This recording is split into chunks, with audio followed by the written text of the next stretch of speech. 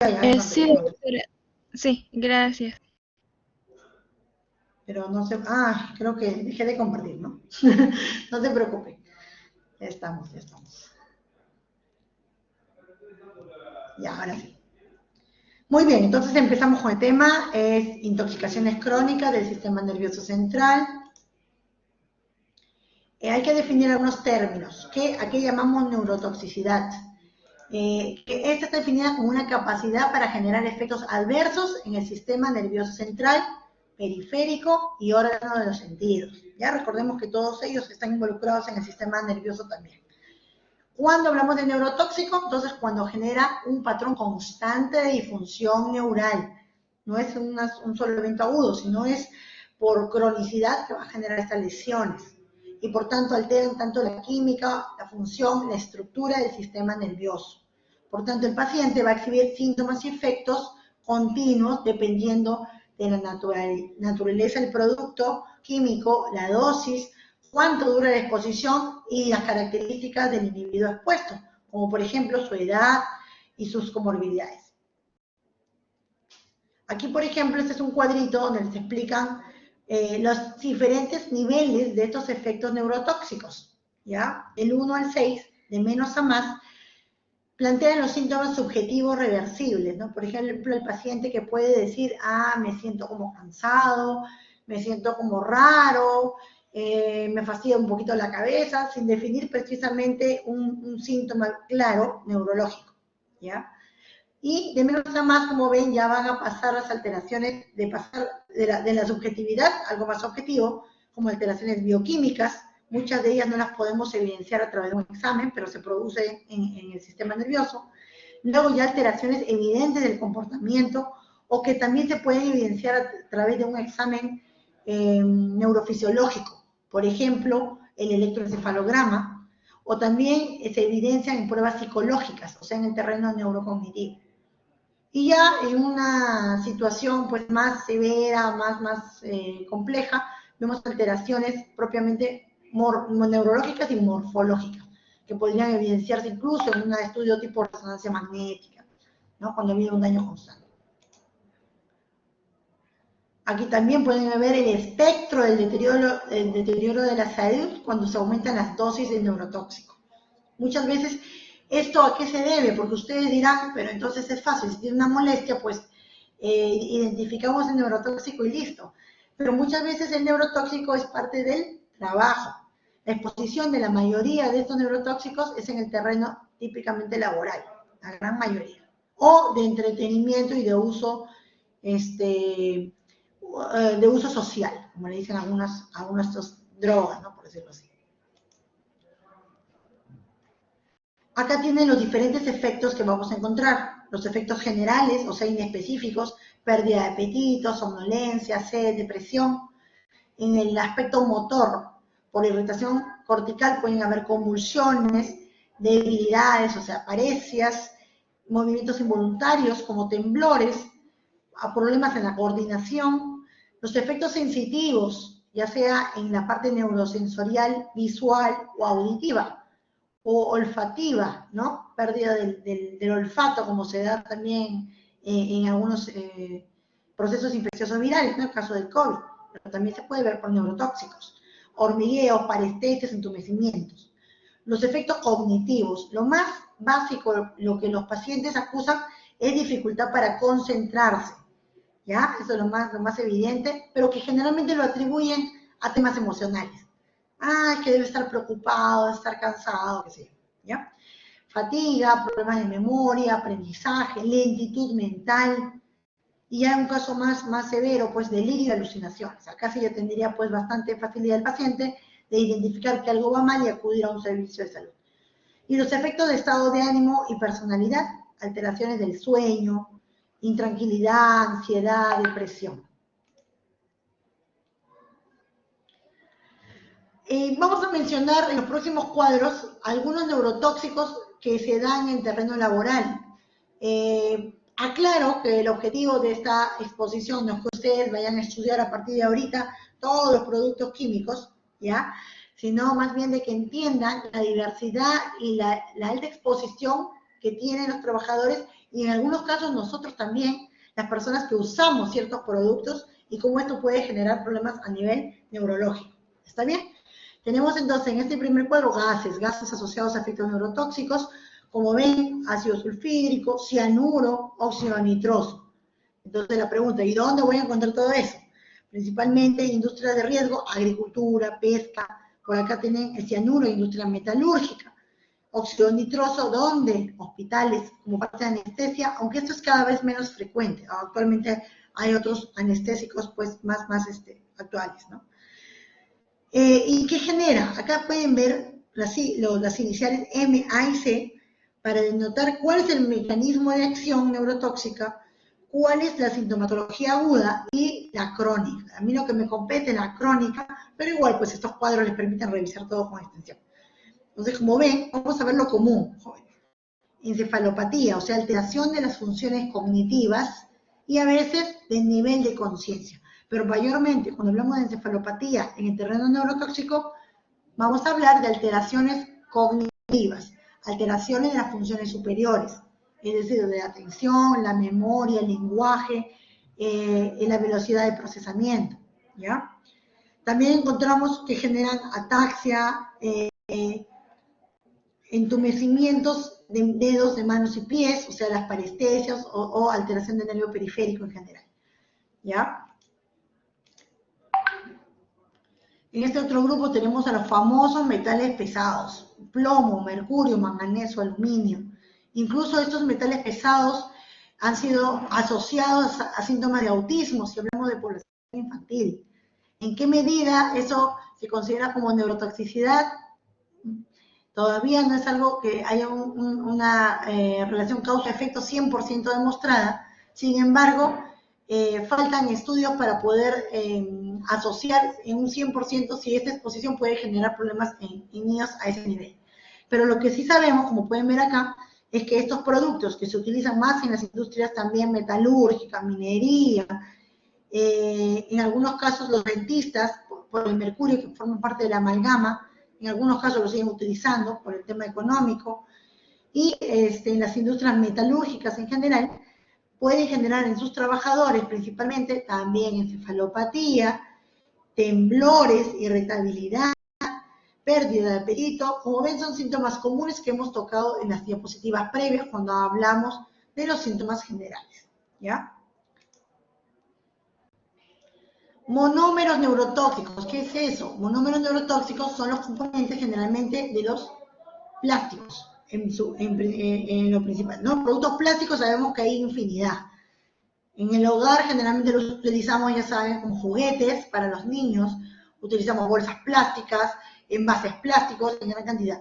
Pero cuando hablamos acá de neurotoxicidad, evidentemente no nos referimos a esa exposición, así que tranquilos, nos referimos ya en el proceso de elaboración de esos materiales. Por eso dice acá, acrilamida, estireno, etcétera, generalmente van a generar problemas en los trabajadores expuestos a esos monómeros, ¿ya? Producción, por eso ven acá, cauchos, rayón viscoso, incluso ¿no? Para fabricar esas casacas que nos venden a veces en los centros comerciales, utilizan estas clases de plásticos en sus variedades.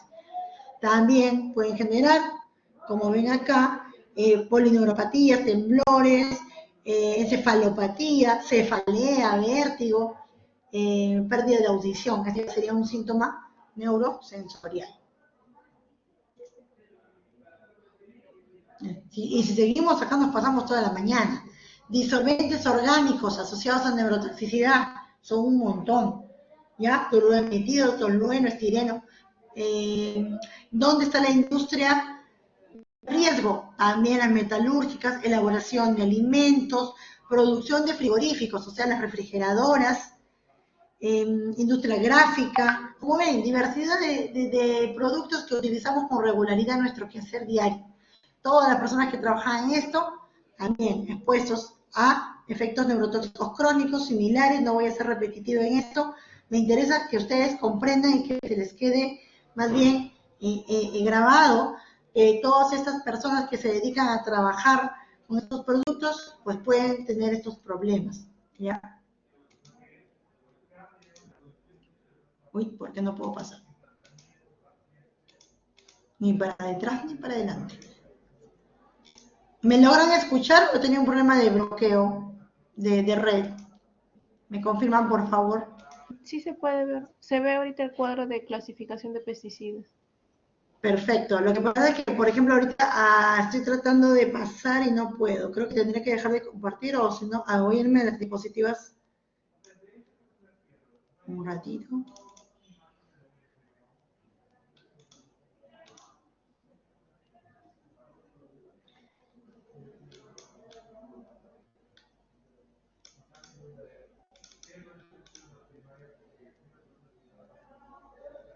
Quizás es la red, pero si no se hubiera ido también, problema de conectividad. Dice, aún está intentando volver a conectarse. Sí, creo que es el tema de conectividad mío. Ya, bueno, al menos está pasando, estamos bien. Ya, y acá en este otro cuadro tenemos a los pesticidas. Bueno, estos sí los utilizamos en casa, pero no con tanta regularidad como para generar una neurotoxicidad crónica. Estos pesticidas incluyen, de lo que nosotros conocemos, más que nada los órganos fosforados que utilizamos como raticidas para, ¿no? para poder tratar las plagas o los insectos que a veces invaden la casa.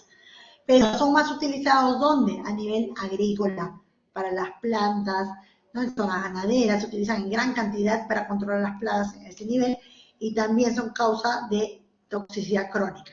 Nosotros en el uso doméstico podemos ver más que nada las intoxicaciones agudas, ¿ya? Caso de población pediátrica, que es la que yo veo, pues es hasta ahora relativamente frecuente que chicos vengan a la emergencia porque han estado expuestos, ¿ya?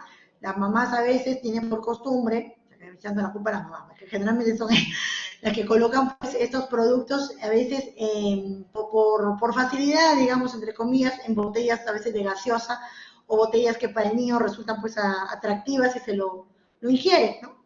Y ahí es donde viene el problema. O simplemente rocean y como los niños generalmente son los que cogen los elementos en la casa o están en el suelo, entonces pueden tener contacto con estos pesticidas, ¿ya? Pero como digo, esas son las intoxicaciones agudas que vemos mayormente. Hablando de la parte crónica, entonces podemos revisar acá a la mano derecha que todos estos pesticidas también generan alteraciones tanto en el sistema nervioso central, ¿ya? Como convulsiones, trastorno de conciencia llegando al coma, como problemas periféricos, polineuropatías, entumecimientos, tenemos por acá, no, solamente las polineuropatías en este caso, ¿ya? Con alteraciones sensitivas y motoras concomitantes.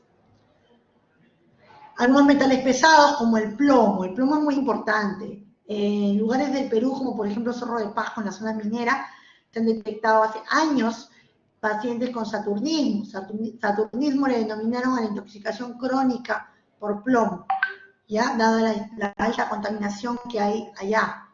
Entonces es un metal pesado, muy difundido en la corteza terrestre, la forma más abundante, como ven acá, sulfuro de plomo, y se exponen pues en el entorno industrial, doméstico y por contaminación alimentaria. Esta es la forma de contaminación en este lugar, en Cerro de Pasco, porque las aguas fácilmente se eliminan los desechos de estas industrias. La OMS define como intoxicación los niveles de plombemia mayores a 15 microgramos por decilitro. ¿Ya? La absorción generalmente puede estar a nivel gastrointestinal o pulmonar, pero también por medio de la piel, ¿ya? Sobre todo en estas zonas pues, donde hay una alta contaminación. La principal ruta es la ocupacional, o sea, la inhalación. Entonces, como pueden ver, estos compuestos de plomo, una vez que ingresan al organismo, el problema es que no se depuran fácilmente, sino que se quedan almacenados principalmente en tejido óseo, como ven acá está un 90% del plomo, y tejidos blandos un 8%. Entonces, si vemos que el plomo se queda en estos tejidos, estamos entendiendo que puede quedarse durante años en una persona. Y la eliminación todavía es muy pobre. Manifestaciones clínicas, en una fase subclínica puede estar el paciente asintomático.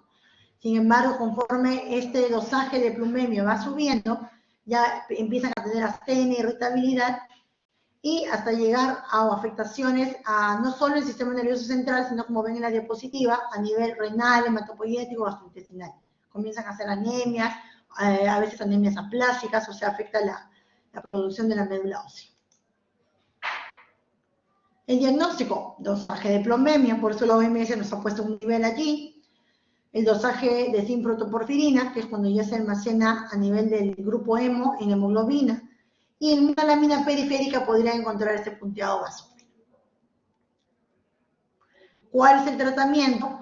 La intervención médica generalmente se da cuando la plombemia va mayor a 10 microgramos en niños y mayor de 25 en adultos. Lo lógico, como ya les dije al inicio, alejar al paciente de la fuente de exposición. Pero ¿qué hacemos cuando la fuente de exposición es tu vivienda? ¿No? En la zona donde vive, donde hay gente de bajo nivel socioeconómico, eso es muy complicado. Luego viene el tratamiento quelante, cuando la plombemia es mayor a 60. Utilizamos estos dos componentes, el edetato disódico cálcico y cuando hay encefalopatía, el dimercaprol. ¿Ya? No es de uso frecuente porque la mayoría de estos pacientes están en zonas profundas del Perú y no llegan a estos niveles, pero sí tienen pues los síntomas clínicos neurocognitivos, ¿ya? Y en algunos casos gastrointestinales. También este componente, el DMSA, los nombres están medio complicados, ácido dimercaptosuccínico, y ahí están las dosis. Ya no es muy relevante esto de las dosis, ustedes no lo van a manejar inmediatamente, me interesa más que pongan atención en los componentes que generan neurotoxicidad. Y aquí están los plaguicidas, ¿no? Sustancias que pueden ser orgánicas o inorgánicas, que pueden destruir plagas, ya lo sabemos, y que tienen varios grupos acá, los órganos fosforados, órganos clorados y carbamatos. Los que más utilizamos son los compuestos orgánicos que vemos en la mano derecha. Y ojo, acá también tenemos, aparte de los que hemos mencionado, los piretroides. Esos piretroides se utilizan bastante en insecticidas. Son causa frecuente también de convulsiones, sobre todo en edad pediátrica. ¿Ya?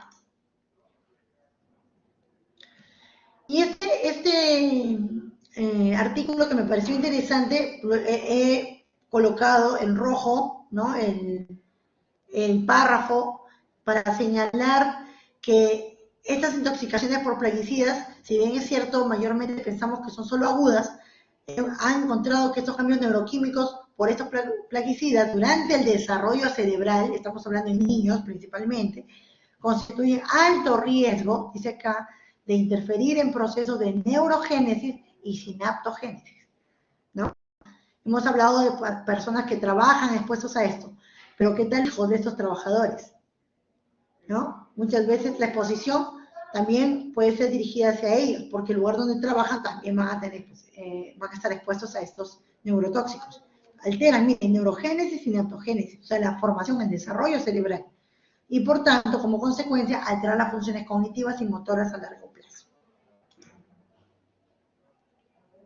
Ahora sí vamos a hablar de los neurotóxicos de uso social, pero que están legalmente pues prohibidos, ¿no? Social lo digo porque lastimosamente pues vemos que su uso es bastante difundido en las sociedades a nivel de todo el mundo, objeto del tema del narcotráfico, que está bastante también extendido a nivel mundial, ¿no? Entonces, hablemos ahora de estos productos. La cocaína. La cocaína es un producto que inhibe la recaptación de monoaminas, entonces aumenta el nivel de serotonina, dopamina y noradrenalina, lo cual tiene los efectos excitatorios, pero que también van a generar la adicción, la famosa adicción del paciente. Está considerada una amina simpático-mimética indirecta de tipo 1, y también va a generar pues anorexia, o sea, falta de apetito, pérdida de sueño, por acciones sobre el hipotálamo, el sistema reticular ascendente, que es el que nos mantiene despiertos, y el cerebelo. ¿Ya? Las formas en que las encontramos en consumo, la forma oral, hojas frescas de la planta, sabemos que nuestros antepasados, pre-incas, incas, utilizaban el chachar, la coca, para que les dé energía para los grandes recorridos que tenían que hacer y para tolerar el tema de la altura, ¿no? Pero actualmente pues los usos son diferentes, ¿no? La forma nasal, clorhidrato de cocaína pulverizada, la aspiración, un efecto más rápido, intenso y breve, la forma intravenosa, que usan también clorhidrato de cocaína pero disuelto en agua, y otras formas pues que van surgiendo con el correr de los tiempos y la creatividad de los narcotraficantes, ¿no? Y entonces aquí en esta pirámide pueden observar los diferentes niveles de síntomas y de alteración clínica en el paciente, ¿no? Primero la sensación de bienestar, de placer, en alerta siempre, mucha energía, se siente muy bien, autoestima incluso aumenta, pero luego vienen los síntomas de euforia, luego ya empieza la dependencia, ¿no? Que si yo le quito a este paciente el medicamento, la cocaína, él va a tener necesidad de obtenerla a costa de lo que sea, ¿no? Y luego la abstinencia, es decir, yo no le doy el medicamento y no solamente va a haber la necesidad de buscarlo, sino que le va a generar síntomas tanto en el terreno psicológico como físico. Estos son los efectos a nivel neurofisiológico, lo que pasa al ser drogas simpático-miméticas, genera pues vasoconstricción, un efecto inotrópico, todo lo que genera pues la acción simpático-mimética, ¿no? Hipertensión, midriasis, sudoración, el incremento de la temperatura, hipertermia por su acción sobre a nivel hipotalámico y un estímulo potente del sistema nervioso central por acción dopaminérgica. Bueno, la abstinencia ya es conocida, los síntomas psíquicos y a la larga síntomas depresivos. Y dentro de los efectos neurológicos pueden llegar a convulsionar, tener dolores de cabeza constantes, mareos y llegar por el tema de vasoconstricción cerebral hasta hemorragias intracraneales, ¿ya? Esto es dosis dependiente, lógicamente, dosis dependiente, duración dependiente de las intoxicaciones de lo que va a generar los síntomas. No voy a leer esta parte, ya eso lo van a revisar. Y miren acá, esto me interesa porque esas imágenes nos permiten fijar mejor lo que pasa en el cerebro, ¿ya? Entonces, acá estamos viendo resonancias de un cerebro tras el consumo de cocaína. Este es un cerebro en una fase inicial, como pueden ver. A ver, perdón, creo que tengo puntero. Uy. ¿Ustedes ven mi manito de puntero o no? Me ayudan con el... Ah, ya lo vi. Después me ven, ahora sí me ven. Ya lo encontré, no se preocupen. Ya, entonces en la primera resonancia pueden observar una hiperseñal frontal, subcortical, periventricular. ¿Ya? Esta de acá. Y ven cómo progresivamente, cuando se van tomando resonancias seriadas en este paciente, esas lesiones pues van incrementándose. Ya van siendo cada vez más amplias, difusas, simétricas también pueden observar y que afectan principalmente ¿qué? La sustancia blanca, ¿ya? Miren cómo aumenta acá. Y no solo eso, si se dan cuenta, pueden ver que los ventrículos que inicialmente eran pequeños, como son los de todos nosotros, van siendo cada vez más grandes. Esta ventriculomegalia, ¿por qué se da? Porque el cerebro se está haciendo más chiquito. Fíjense que acá los surcos son normales en una primera fase, y después los surcos se van haciendo más pronunciados. Hay pérdida neuronal, ¿ya? Miren, pérdida neuronal, surcos profundos, ventrículos grandes, cerebro atrófico. Esto es lo que pasa. Lo que pasa es que a diferencia de un niño, que si pasara algo así, nos daríamos cuenta porque la cabeza no crece. El adulto ya tiene su cabeza conformada, entonces no se van a dar cuenta. Pero por dentro el cerebro sufre de esta forma, ¿ya? Para que les quede bien clarito, y si conocen a alguien, por favor, lo muestren las imágenes para que se den cuenta de lo que pasa con su cerebro. Otra droga, cannabis. Cannabis, bueno, cannabis no es todo malo, cannabis es o marihuana, ¿no? La cannabis sativa es una de las especies bastante conocida por sus efectos neurotóxicos, pero ya sabemos que a la actualidad tiene también efectos positivos. De hecho, su uso ahora se está extendiendo para lo que es epilepsia fármaco-resistente, otros problemas neurológicos como en esclerosis múltiple para manejo de espasticidad, dolor oncológico, ¿no? Justo hablábamos con mi grupo de práctica en un tema de revistas, cómo cannabis tiene pues esta dualidad, digamos, terapéutica tóxica, ¿no? Hay que, de eso depende de cómo se utilice esta misma planta. Como ven, la presentación o el consumo es a partir de flores secas del cannabis, la chis, que es la resina concentrada de las flores de cannabis, el aceite y también los residuos. Todos pueden tener efectos neurotóxicos. Modula la transmisión sináptica de glutamato y GABA, uno que es el neurotransmisor excitatorio y el GABA es inhibitorio. Implicado en mecanismos de aprendizaje, memoria, emociones, refuerzo, ingesta de comida, neuroprotección, dolor y conducta motora. Todos nosotros tenemos en nuestro cerebro, jóvenes, un sistema que se llama sistema endocannabinoide, ¿ya? Entonces, nuestro cerebro trabaja con receptores de sustancias que actúan de manera rutinaria en nuestro organismo y permiten esto, pueden ver, aprendizaje, memoria, emociones, todo lo que son funciones habituales en nuestro quehacer diario. Pueden ver los efectos aquí de cómo está extendido este sistema endocannabinoide. A nivel del hipotálamo, controla el apetito, ganglios basales, control motor, planificación motora, ganglios basales, en los que son sentimientos de gratificación, amígdala, responsable de manejo de ansiedad, tronco encefálico, manejo de dolor. O sea, estoy mencionando dónde está extendido todo lo que es el sistema endocannabinoide, por si acaso. Y la neocorteza, funciones superiores, aprendizaje, memoria, hipocampo y cerebelo. O sea, todo, todo el sistema nervioso central. Entonces, ¿es importante el sistema endocannabinoide? Por supuesto que sí. ¿Es importante que todos fumemos marihuana? Por supuesto que no, no es el concepto, por favor no entiendan mal, no, a eso no me refiero, pero sí, los receptores de cannabinoides los tenemos todos. Los receptores CB1, como ven acá, están concentrados principalmente en cerebro, sistema nervioso central. Tenemos ya los CB2, que están principalmente en órganos periféricos, principalmente los órganos linfoides, CB1 y CB2. Y acá a la izquierda pueden ver las llavecitas. Las llavecitas son los componentes de la marihuana. Tenemos otros cannabinoides, pero me refiero, hablando de la marihuana, el tema de neurotóxicos. El componente THC actúa en CB1. El componente cannabidiol no está directamente en algunos de estos, pero más puede actuar a nivel de CB1, porque sabemos que está en el sistema nervioso central. Y este cannabinol más en CB2. ¿Cuáles son los que generan más efecto de dependencia y todos los problemas al paciente? THC, tetrahidrocannabidiol. En farmacoterapia, ¿qué utilizamos más? En epilepsia usamos el cannabidiol y en dolor oncológico el THC. Ayuda más en dolor, ¿ya? THC. Pero doctora, usted está diciendo que genera más dependencia.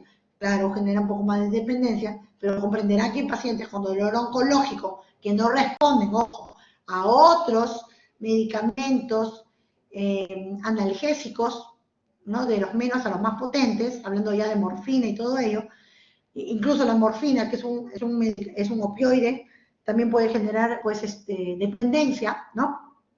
Entonces tenemos esto como una alternativa en un grupo de pacientes, ¿ya? Entonces, ya hablando como una droga neurotóxica, entonces los efectos cognitivos, los efectos en rendimiento psicomotor y en rendimiento escolar para los adolescentes que consumen esta droga, vamos a ver que van a afectar bastante todo su rendimiento en el tema académico, emocional, hasta llegar pues a ausentismo y abandono prematuro de los estudios. El abuso o dependencia, esto más tema de psiquiatría, claro está.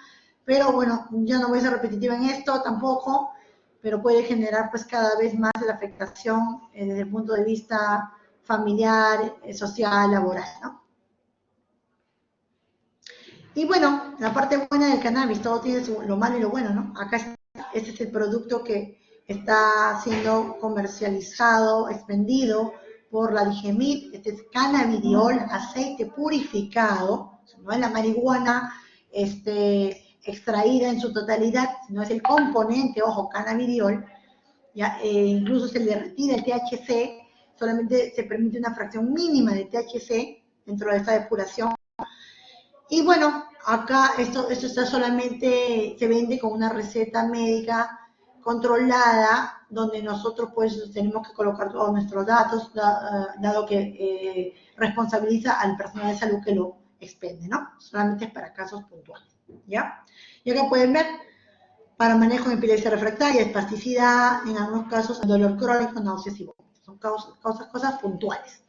¿ya? Ustedes van a ver que cuando ponen cannabis, a veces los que comercializan hablan de sus efectos, entre comillas, en muchas patologías, autismo, retraso de lenguaje, para la ansiedad, para la depresión, o sea, cosas que no están comprobadas. Ustedes como médicos, les repito, igual que les digo a mi grupo, evidencias, lean, ¿ya? Evidencias científicas, no se dejen guiar por lo que les dicen tal o cual laboratorio, nuestras personas que van surgiendo y que a veces pretenden que nosotros como médicos pues nos guiemos de sus recomendaciones sin un sustento valedero, ¿ya? El alcohol, bueno, ahí sí, todo el mundo, yo sé que está pensando, hoy es viernes y el cuerpo lo sabe, por favor chicos, con moderación. El alcohol etílico ya sabemos que es una droga de uso social, esta sí no está restringida legalmente, por lo menos no en forma pues, generalizada, evidentemente sí cuando se utiliza de forma indiscriminada en ciertos lugares, ¿no? Entonces, el sistema nervioso central puede generar a largo plazo el alcoholismo crónico, una atrofia del lóbulo frontal, miopatía alcohólica, polineuropatía y en el tema neurosensorial la neuropatía óptica. Ven que también esta droga no es solamente que altere pues la parte cognitiva, sino todo, ¿ya? En alcoholismo crónico, ojo. Muy bien. Las consecuencias ya sabemos que son a varios niveles, no solamente el sistema nervioso, sino también a nivel cardíaco, gastrointestinal, hepático, pues la cirrosis hepática famosa. Pero ¿qué pasa en el sistema nervioso? Daña células cerebrales, puede llegar a producir amnesia, que según el grado de consumo llega hasta días, disminuye el autocontrol, pérdida de las funciones del equilibrio, afecta la concentración y la pérdida progresiva de la memoria. Y acá también, este dibujito, ¿ya? Recuerden bastante bien. Así como lo vimos en el caso de la cocaína, en una neuroimagen pueden observar los efectos de un cerebro, este es un cerebro normal, perdón, y los efectos del alcohol en un cerebro de un paciente de 43 años. Están haciendo acá una comparación, como ven, ventriculomegalia, profundidad de surcos y un cerebro francamente atrófico. ¿Qué es esto blanco que está acá? Se llena de grasa, ¿ya? Lo que no se está usando. Acá también otra tomografía con hallazgos similares. Esta es una resonancia, perdón, a la mano izquierda y a la derecha tiene una tomografía. Muy bien, jóvenes. La idea de esta exposición no es memorizar todos los neurotóxicos, sino que tengan conciencia de las áreas donde puede generar su neurotoxicidad, la exposición industrial, exposición laboral, exposición de los pacientes en la pediátrica y la exposición, uno de todos, cuando abusamos de estas drogas de uso social, entre comillas, pues permitidas, ¿no? ¿Preguntas, alguna duda con respecto a lo que les he mostrado? ¿Alguna experiencia personal? Nicole. Sí, doctora. Tenía una consulta. En caso, por ejemplo, de las personas que tienen amalgama y ya ha sido un tratamiento odontológico, son las personas mayores, ¿qué se les recomendaría en esos casos? ¿Que cambien todas las curaciones o qué tanto Yo no tendría? soy odontóloga, pero bueno, obviamente todos hemos ido al odontólogo y sí lo he preguntado. Algunos odontólogos me han dicho que sí se sugiere que lo cambien, porque sí se está reportado en caso de sus revisiones, claro, odontológicas, no es nuestro tema, que puede generar pues también algunos síntomas de intoxicación por plomo. Sí se recomienda. Pero ojo, ya tienen que individualizar cada caso, pues, ¿no? Ver la parte socioeconómica, ver que la calidad del paciente, de repente tiene una comorbilidad y exponer pues a ciertas anestesias, pues no es prudente. Pero hablando de qué se prefiere es que no tenga pues plomo en su cavidad oral, ¿no? Ah, ya. ¿Hay alguna cantidad? O sea, que ya, o simplemente en esas personas se les observa y si muestran algún tipo de sintomatología lo tendrían que tener en cuenta. Solamente por sintomatología, pero vuelvo a repetir, ojo, no es mi terreno, eso es más campo del odontólogo.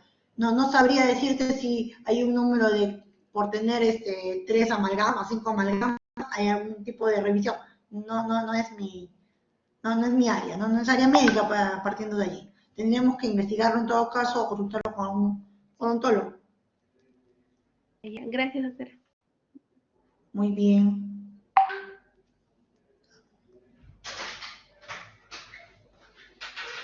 ¿Alguna otra pregunta?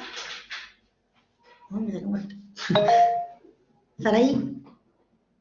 Sí, doctora, buenos días. Acerca de la intoxicación, usted mencionó intoxicación por plaguicidas, Sí. y este caso sería, por ejemplo, común en zonas agrícolas. Entonces, ¿cómo es que estos pacientes manifestarían sintomatología, doctora, y cuál sería el tratamiento a darle? La sintomatología, como les dije, suele ser aguda, ya partiendo de ahí.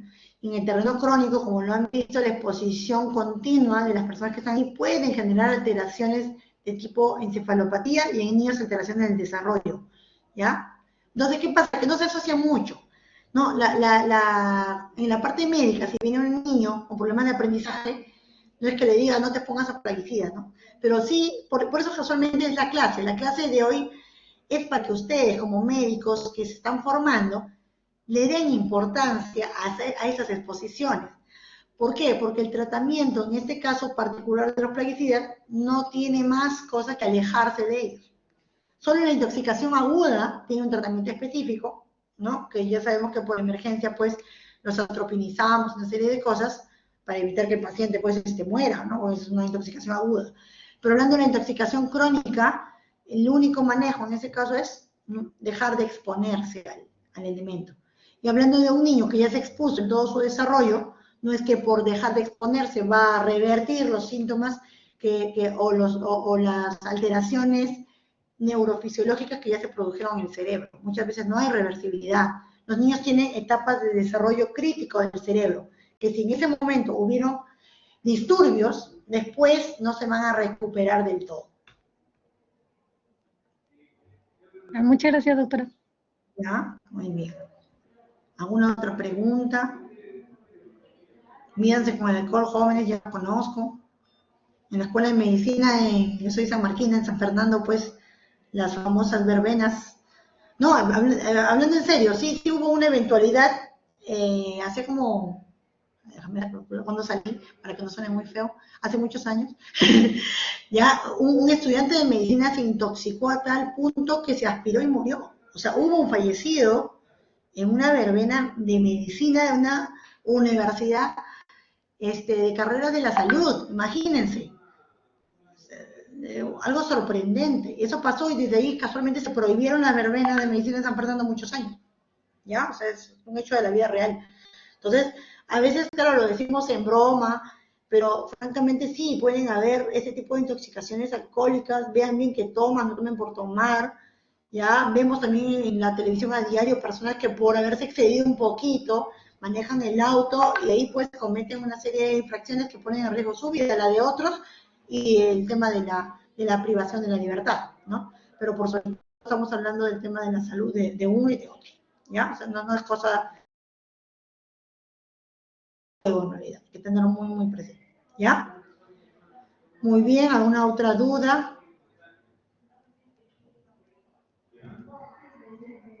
Muy bien, jóvenes. Espero que les haya sido de utilidad.